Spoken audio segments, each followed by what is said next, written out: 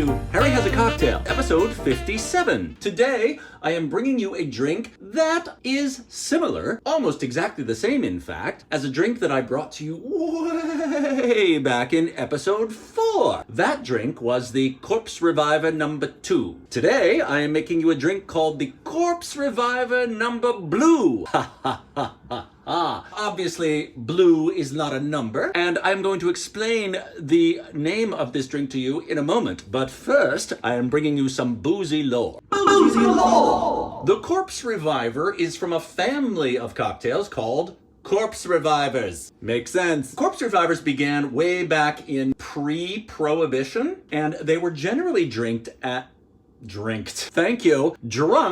by...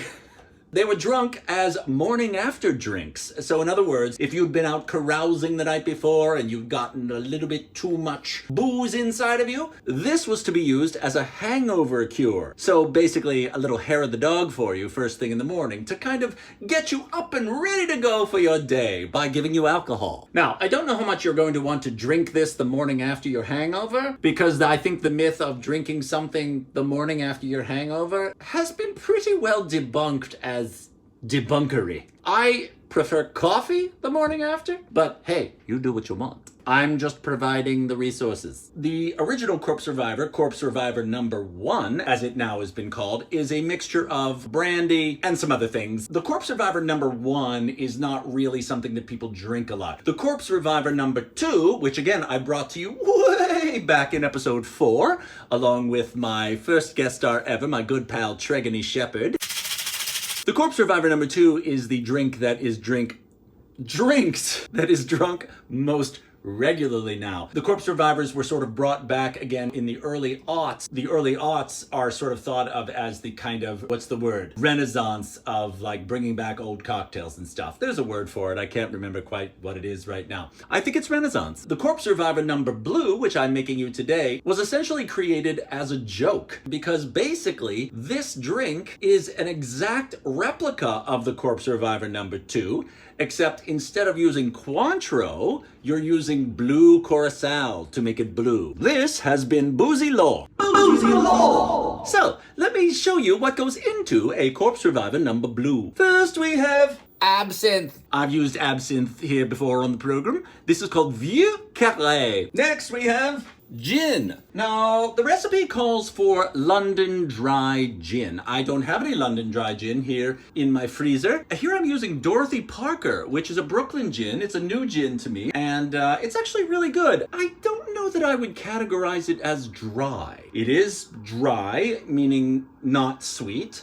but I don't know if it's the driest gin I've ever had. Next is Lillet Blanc. Lillet Blanc. The last time I used Lillet Blanc was in the Vesper, which was episode number 19. I didn't know what the number was when I actually recorded this, so you might have noticed that that was a bit of a voiceover, or looping as we sometimes call in the biz. Lillet Blanc is a sweet aperitif wine. As previously mentioned, we have blue curaçao. As you can see, I don't have very much left. I actually last used this blue curaçao, my gosh, I believe it was either last summer or 2 summers ago. Time is starting to be meaningless. Don't you feel that way recently? I can't imagine why. So I have a little bit left, and I thought, what a good way to get rid of the rest of my blue curaçao by making the Corpse Reviver number Blue. We will also be using fresh lemon juice. I must also mention that the Corpse Reviver number Blue comes from the same family of cocktails from which the Paper Plane, which I made last episode, and also The Last Word, where all of the ingredients are in 4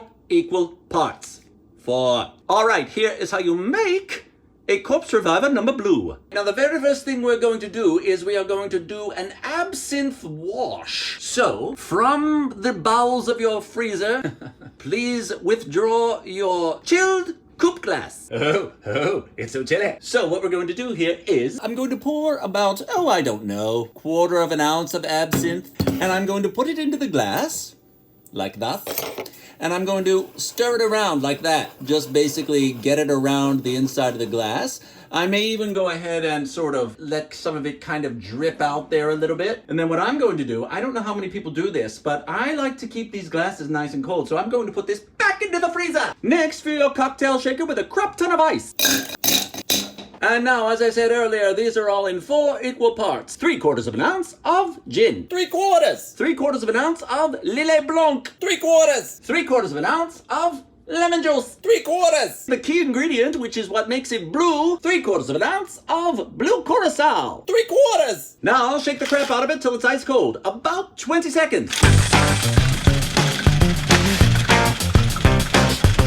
Okay, now strain it into your previously absinthe washed chilled coupe glass. Oh, it's so chilly and absinthe washed.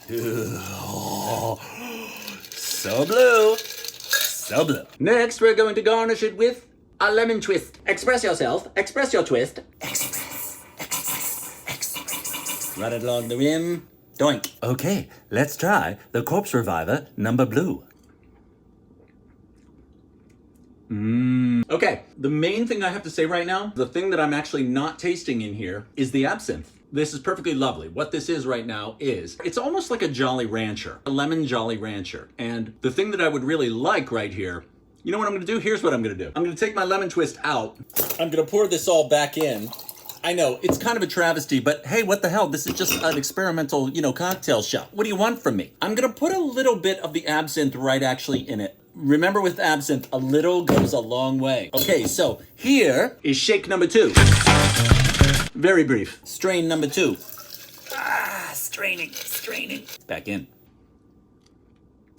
Yes. It didn't have enough of the anise licorice-y flavor in here. So here's the deal. If you are a person who does not enjoy licorice, does not like the taste of anise, don't do the absinthe wash. What you will get from this without the absinthe wash is you get a really nice sort of lemony, semi-sweet cocktail. But I like that extra added little punch that the absinthe is throwing in there. Plus, they say, if you drink enough absinthe, you will see green fairies floating through your vision. I think originally, absinthe was made with wormwood or something like that, so it had the properties of a hallucinogenic.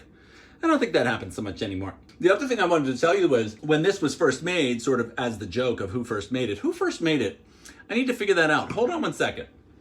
Bacardi brand ambassador Jacob Briers. That's a lot of B's. He created it at a time when people were sort of hearkening back a lot more to the 80s and 90s, which were decades when people really loved brightly colored cocktails. Think about the Cosmo, the Appletini, stuff like that. Okay, that's it. The Corpse Reviver number blue. Thanks as always for watching Harry Has a Cocktail, and we'll see you back here next time. Cheers.